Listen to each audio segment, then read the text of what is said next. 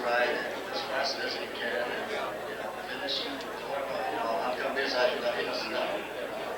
Okay, tell him in parting, and we would hope he would stay up here with the rest of the qualifiers in parting, that when he said that it wouldn't be... Join us up here. Ladies and gentlemen, Yukiya Oshima. He won the heat race out there today. What a job. His first time out at Daytona, and he's got to be one happy young man. Looking for a repeat performance, I might add, or jumping into that winner's circle in a Sunday, as are all of the competitors that are out here today. Larry, I watched you last night on Chris Carter's show. You were down on one end of the couch, and Bubba was on the other end, and you were talking, and Bubba was trying to ignore what you were saying.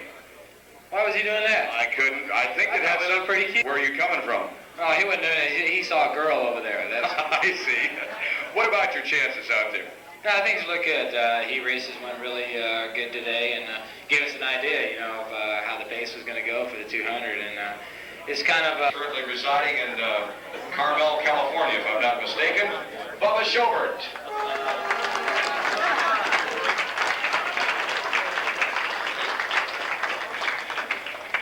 Bubba, I want to warn you right now that Kevin gets last shot on the microphone.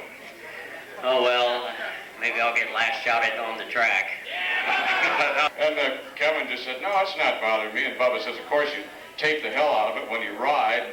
He said, no, I don't have to. It's okay. Now, you got to understand, the wrist is about the size of a football.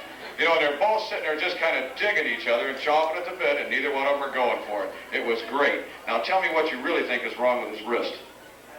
I don't think he should ride. We'll talk to you in just a little bit. Bubba Shobert, ladies and gentlemen, qualified in that number 2 position. We want to bring up one more fellow before we bring up the number 1 qualifier, because he'll be participating as he certainly cracked something that's going to be damned important. That's a crack at $10,000.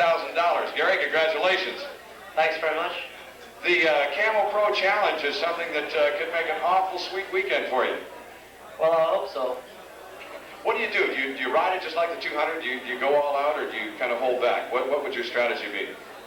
On the Camel Challenge, you'd hold out? I wouldn't think so. No, you go at it all the way, and I think that the 200 is just a sprint race all the way. The 200 is a sprint race, and for you, the Camel Challenge is where it's at. No, it's... He's tall, he's lean, he's mean.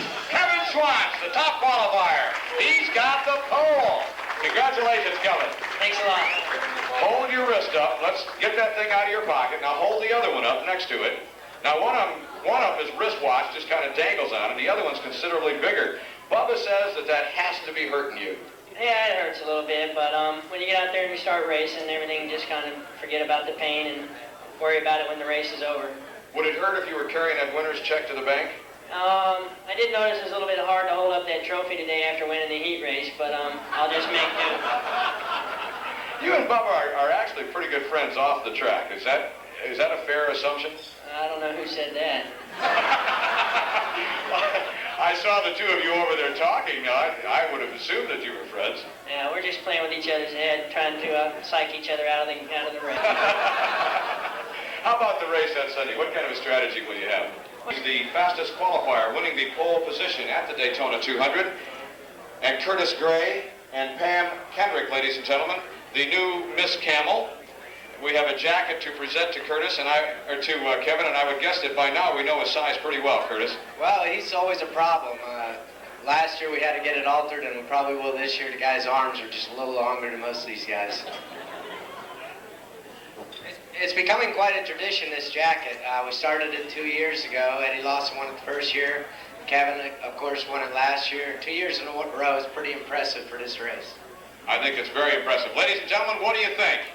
What a job, huh? Kevin Schwantz, he's your pole sitter.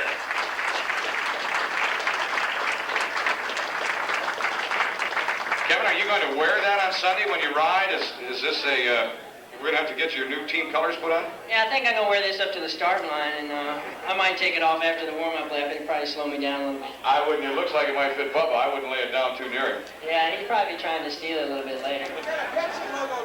A Pepsi logo that's going to go on that? Yeah, I'd just like to thank RJ Reynolds for all their support.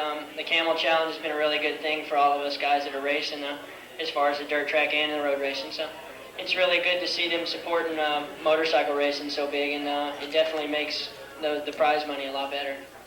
Kevin Schwantz and all of the qualifiers, ladies and gentlemen. Kevin, if you would join them, we would like to take some pictures. And what we'll do is ask all of you to stand up there.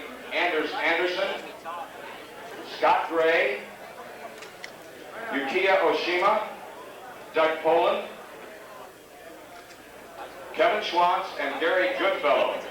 I'll tell you what we've got is an international field. We're looking at a Swede, a New Zealander, a Japanese rider, 2 Texans, and 1 American from California. And ladies and gentlemen, we really do want to thank all of you for being a good audience. We appreciate it very much. I think you'll agree that they deserve the honors accorded to them.